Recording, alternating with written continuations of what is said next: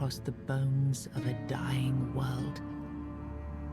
Now you stand before what started it all. An idea. I am the reason there must be an ending. I do not guide. I do not judge. I exist so that something can be chosen. I do not offer meaning. I require that one be made. You have brought all things to their conclusion. Now, decide what must remain. Choose, and let the shape of the world follow.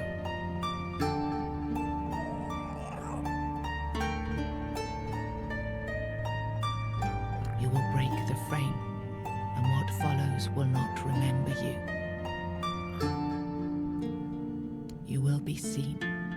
You will be followed. You will be blamed. You will shape the world to become its witness.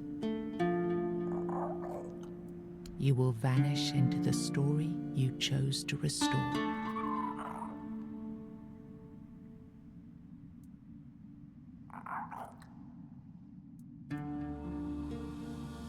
Who do you have in mind?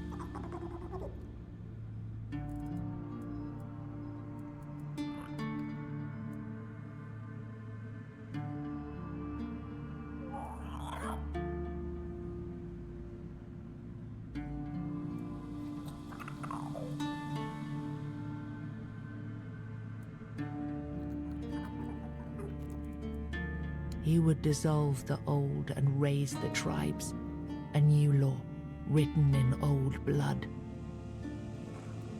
He would rule through law, not command.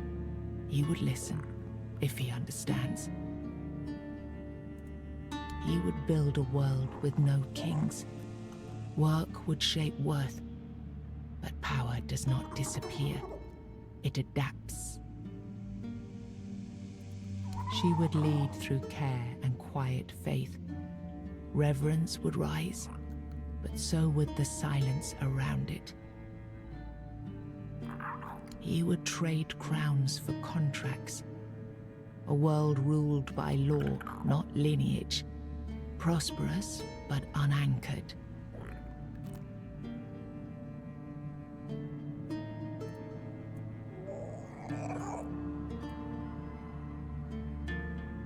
Then the idea shall be claimed, its shape worn, its burden made yours.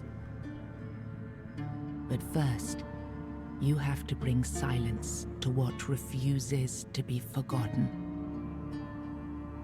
If this is what you want, then take it, my friend. But promise me you will learn from my mistakes.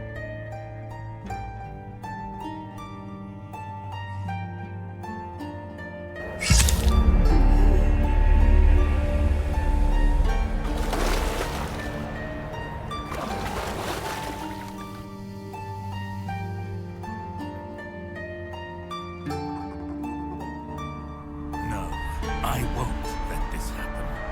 Not again.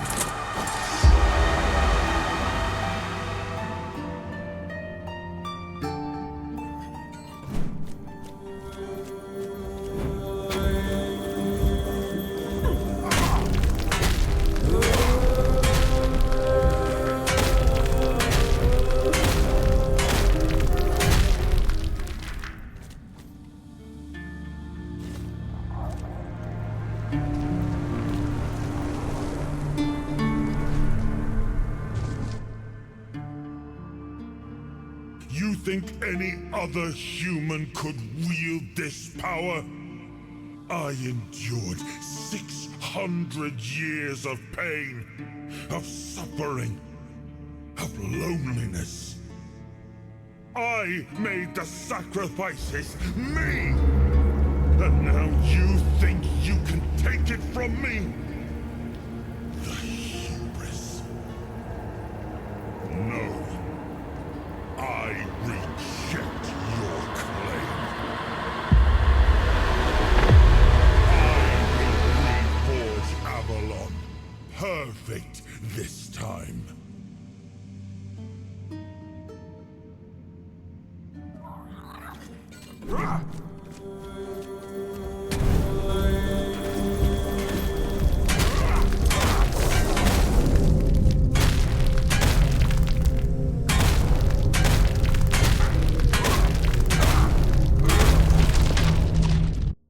took Arthur's power for yourself.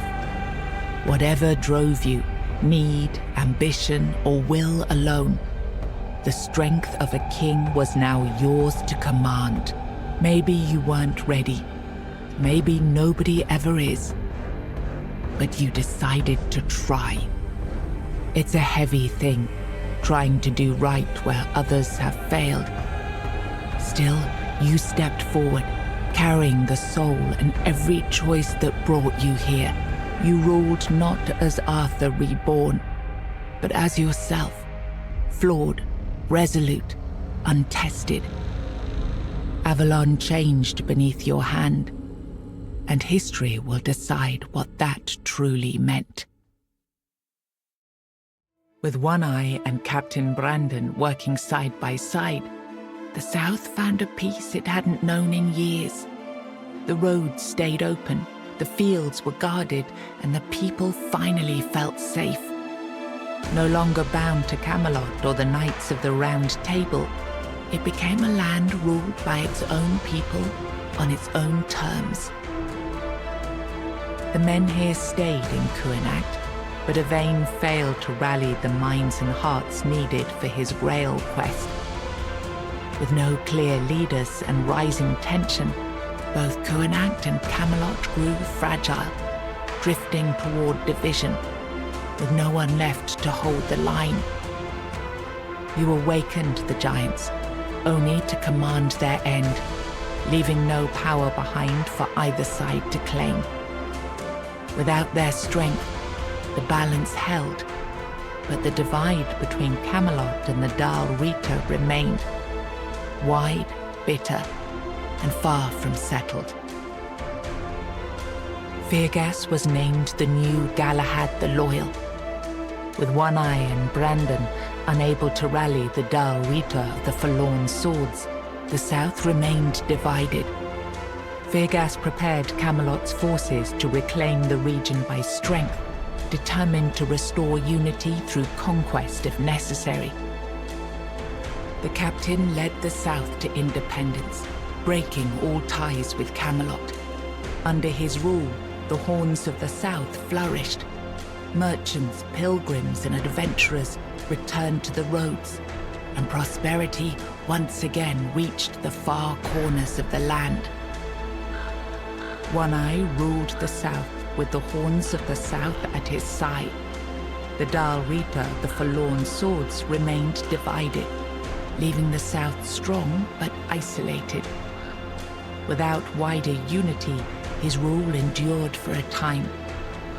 The future beyond his leadership remained uncertain. Nianta left Kuanacht with Yvain, and her fate remained unknown. Yet among the people she once served, tales of her devotion and courage endured, and her name was remembered with respect. Maggot chose to remain in Kuanacht, and the people stayed with him. Over time, they grew to trust him and often sought his wisdom. In time, he took on an apprentice, planting the first seeds of a new druidic tradition. Eufre left Kuanacht alongside Yvain, despite concerns about his age. His fate remained unknown, but the people admired him for finding purpose at the end of his life, and spoke of him with lasting respect. Ailey turned to the merchants for support, and for a time the hospital prospered. But when they began charging patients for care, she walked away and opened her own small practice, refusing to serve profit over healing. Ingui turned away from the eternal sleep, choosing life over dreams. In time, she began to rebuild the Thoid among the living, planting the first seeds of a new future for her scattered people. Under Stronna's leadership, the Ulfra found new strength. He rebuilt the tribe and reunited them with the rest of the Dal Rita, restoring their place among the tribes of the Forlorn Swords. Following Galerna's path, the Sven clung to the old ways, their faith sustained by the Stagfather's living presence within the unrealm of the hunt.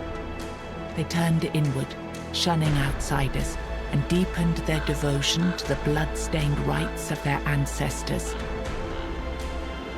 You made a pact with the Four-Dwellers, freeing them only once they agreed to leave behind their knowledge.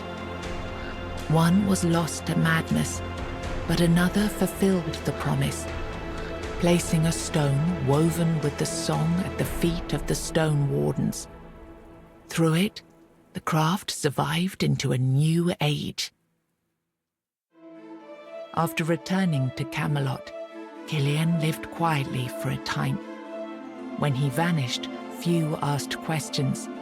Unsettling rumors had always followed him, and most preferred not to remember. O Queen Cinnamon Sage never forgot the bond he shared with you. Proud of the path you chose, he built a small shop near your grave, and in quiet moments, still spoke to you as he once did. A friend loyal beyond the bounds of life.